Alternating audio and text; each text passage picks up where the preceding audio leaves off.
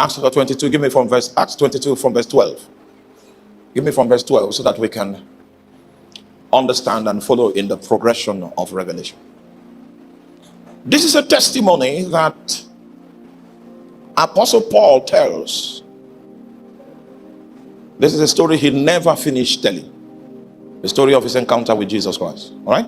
Now, I'd like us to pick the vital ingredients in the presentation, and then we'll use those ingredients as an object, an ingredient for our navigation this evening. Still on the story. Say, and one Ananias, a devout man, according to the law, having good report of the Jews which dwelt there, came unto me and stood and said unto me, Brother Saul, receive thy sight. And the same hour I looked upon him. Verse 14. This is where I'm going. And he said, God of our fathers has chosen thee. It means this man had some interaction with Jesus Christ, and he was coming to prophesy to Apostle Paul to give him perspective of his kingdom destiny. I hope you know the story. He was empowered by letters. When Christianity started, him being a zealot and one of the scholars in the ways, in the training and the education of the Pharisees, who happened to have done his master's degree under Gamaliel. Because when you finish from the pool of studies and you show some promise, you are separated from the general pool and then isolated to reputable scholars like Gamaliel, so that you can, advance your knowledge and become an expert in a certain theological area in Judaism. Paul had all of those honors. It's just like a first-class graduate. And sometimes if you hit a first class, you can go and do your PhD directly. There's no need for you to do masters. Because masters is the same thing as your first degree, just little differences, to ensure that you master the things that they taught you in your first degree. So if you have already mastered it by showing your capacity to earn a first class, you go and become an authority in it, and that's why you do your PhD. So this young man, we are talking about someone that is a PhD holder at the end of the process. And he felt that Christianity was a nuisance. It was an object that was set up to fight the spread of Judaism. And he went as far as going to the chief priest to get authorization so that he can bring people bound that were Christians, causing nuisance in the city and diverting the attention of people doctrinally. So that was the first time in the history of the practice of Judaism that there was a militia that was set up to enforce the will of the Sanhedrin. That was the first time. And I know you know that the Sanhedrin did not only contain Pharisees, it contained Pharisees and Sadducees. And I don't have time to take you through the journey. I will show you. It's just like I've forgotten the name of your parties, but in the parliament, if you have more, what are the names? MPC, MPP. Okay, so in the parliament, if you have more of MPP people, they can have their way if they cast their vote. So I can show you times in that parliament where there were more Sadducees.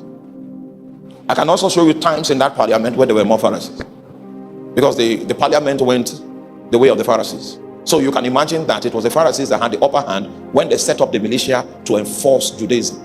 Not the Judaism of the Sadducees, but the Judaism of the Pharisees. And I don't want to go into all the details about the differences. This guy was going armed with the authority that he needed to enforce the will of the Sanhedrin. And the object that empowered him were the letters he secured from the chief priest. So unfortunately for him, he met with the Lord. So he changed camp from the letters. He ended up with the Lord. Hallelujah. so may you change camp. May you change camp. He changed camp from the letters to the Lord. And the first functionary that the Lord sent to him to give him proper orientation as to his scope of operation within the kingdom that he has found himself was Ananias. These are the words of Ananias. And I want you to know that these words did not originate from Ananias. This was originated from Jesus Christ. He was just a spokesman that was called to herald the counsel that he found on the Mount of Jesus. And he was able to pick up this counsel because he had intimacy with Jesus. This is what he said the God of our fathers has chosen thee. First reason, that thou shouldest know his will. Second reason, and see the just one. It's not enough for you to enter into the economy of his present revelation position in the spirit. He also wants to reveal himself to you. That's what makes a man a prophet. A man is not a prophet because he knows the will of God. Because before God sends you with his counsel, God would have revealed himself to you. So when you hear someone maybe operating in the capacity of the prophet by title, and he doesn't have the capacity to reveal God, he doesn't know ministry. He's an impostor. You see, I'm not a pastor. I tell you the way it is so that you will know, you understand. What makes, you are not with me. Let me repeat myself. What makes a man a prophet is not that he can scan you and no. That's not. An evangelist can do that. A teacher can do that. So what exactly is prophetic ministry? Prophetic ministry is the kind of thing that Ananias is doing. Can you see what I'm talking about? Ananias is speaking from the mouth of Jesus. Ananias knows Jesus. A prophet is a friend of Jesus. Now, if I come here today and I want to tell you about my wife, I've been in marriage by God's grace for 15 years. All right? If I want to tell you about my wife, I will not be telling you what her mother will tell you. Her mother has her own story to tell, which may be very different from my own story. But I'm speaking from the point of my interference, my friendship with that woman. She's been with me in the storm. In fact, you don't understand. She's the first daughter of a professor and was the only daughter for 15 years before her brother came along. So they are used to secluded life. My dad was the first rich man from my village. Are you there? So what he did was that he goes around, he picks one person from this family to train, picks another person from that family to train. So at some point in my family, we were like 22 people and members of my household. Not because my dad was a polygamist, are you following me? But he had this heart of serving his people. Okay? So my wife is very closed, very reserved, and I'm a man of the people. And I'm not so by constitution, I'm so by exposure. Are you following? I remember some place that they gave us from London when we married. So she kept it somewhere.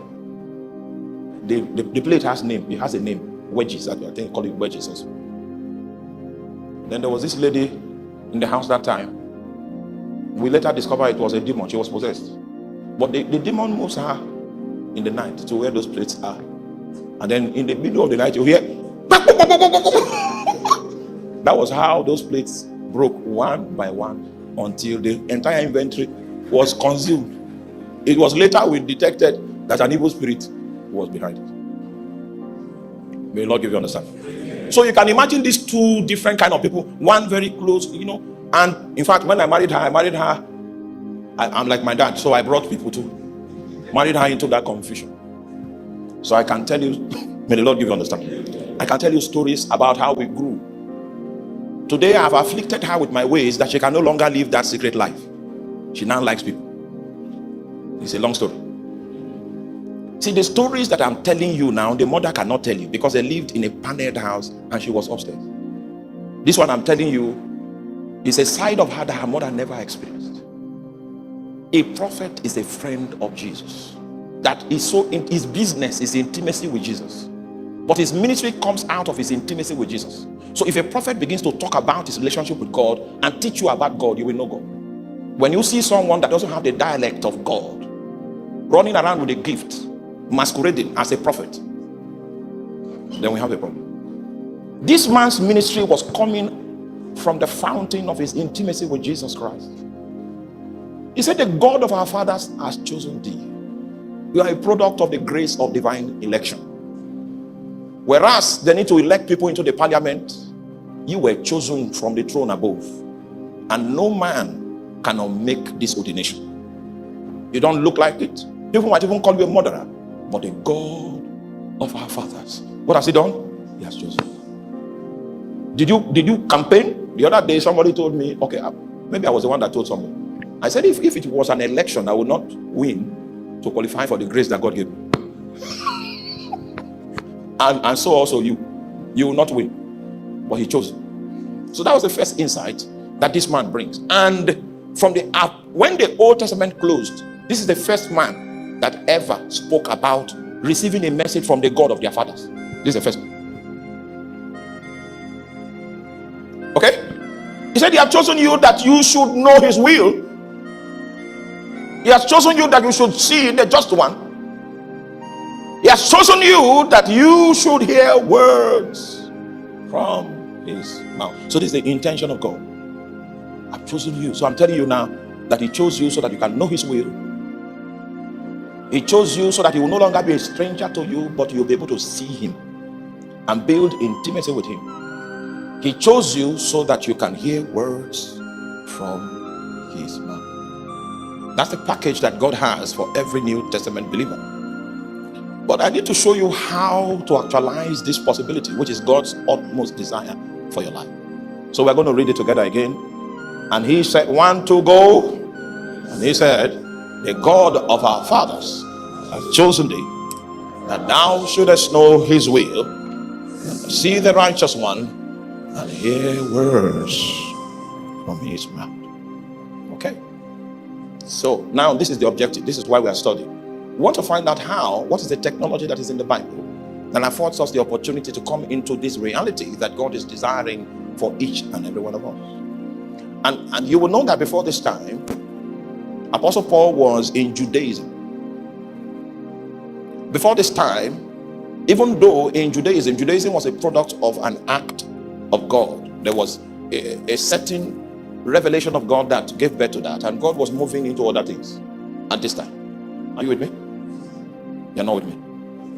That was why this man used the God of our fathers. He said, what we are doing here is not different from, it's the same God that gave us.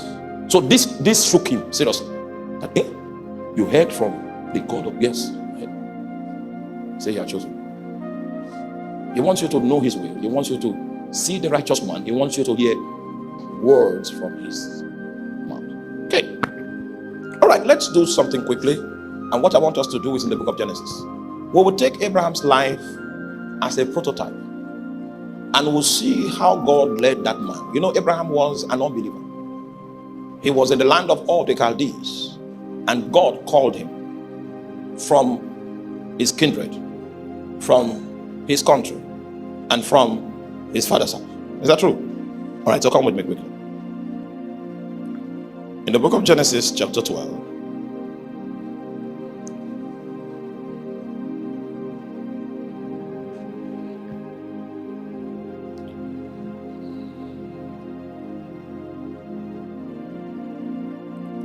In Genesis chapter 12, most of us know the call of Abraham, so I will start my reading from the obedience that Abraham brought to the table, corresponding to the call that he had received, which is Genesis chapter 12, verse 4. And it will also interest you to know that the first man in the entire Bible that God himself called a prophet was Abraham. And it was also interesting to know that Abraham never prophesied. Did you see? Oh, you're not. You see, your idea of who a prophet is wrong. But I don't have time to tackle that now. That was the man that God called. He told Pharaoh, he says, go to that Abraham, let him pray for you because he is a prophet and he will pray for you. He did not say he's a prophet and he will prophesy to you. What did he say he will do? He will pray. I will explain why God said that. Are you there? If I give you the microphone now and I say, come tell us for 2 hours about God, just tell us about God. If you can't do that, you are not a prophet. Means you don't know God. And if you don't, meanwhile, you can have a gift. You can have a gift and you might tell him something that is accurate, but you don't know God. So you are running that thing from the standpoint of a gift and not from the fountain of intimacy. Those are two different things. Don't confuse the gift. Anybody can have the gift. But what anybody cannot have is intimacy with God. The man with the gift can be committing immorality. The reason is because he doesn't know the giver of the gift. The man that has intimacy with him will drink of his nature. You will see a stability in his conviction and his character. If you go to the New Testament, you will see that word elder. And then you see some qualifications for eldership. Have you seen it? Then you will notice one of the qualifications is that an elder must be flawless in character. He must be blameless. You say, which kind of high? No, that is the result of intimacy. Because the moment you become sensitive to God, you will know when God is angry. And if you want to keep that relationship with him, you have to appease him. You will go through a lot to secure that relationship back. You will know how God disciplines people that want to stay in alignment with him. Your character will change. You can't even stay in that anger. You stayed in anger for 12 years. How did you succeed?